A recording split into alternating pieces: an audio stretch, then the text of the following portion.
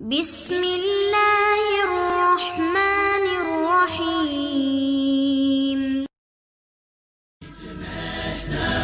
Islamic Research Center.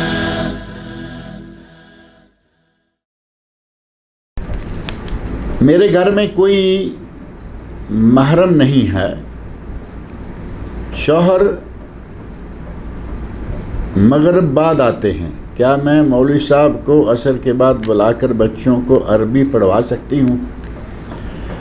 بہتر یہ ہوگا کہ مولوی صاحب کو بھی رہنے دیجئے اور بچوں کی پڑھائی بھی اس طرح رہنے دیجئے. جب شوہر آئے اس وقت اگر مولوی صاحب آنے کے لیے تیار ہیں تو ان کو بلائیے، کیونکہ گھر میں چھوٹے بچے ہیں اور آپ ہوں، اور مولوی صاحب جو ہیں وہ یقیناً غیر محرم ہیں. وہ چاہے کتنے بھی پارسا ہوں گے وہ غیر محرم ہیں. اور نبی اکرم صلی اللہ علیہ وسلم کا ارشاد ہے لا یخلون رجل بامرأۃ الا کان ثالثہما الشیطان. جب بھی کبھی دو غیر محرم مرد اور اکٹھے ہوتے ہیں تو وہاں تیسرا کون ہوتا ہے؟ شیطان ہوتا ہے. تو کبھی بھی وہ گناہ میں مبتلا کر دے گا. لہٰذا بہتر یہ ہے کہ جب آپ کے شوہر آتے ہیں مغرب کے بعد حافظ قرآن اور مولوی حضرات میسر ہیں، وہ آپ کو بچوں کو پڑھانے کے لیے انشاءاللہ وہ وقت دیں گے.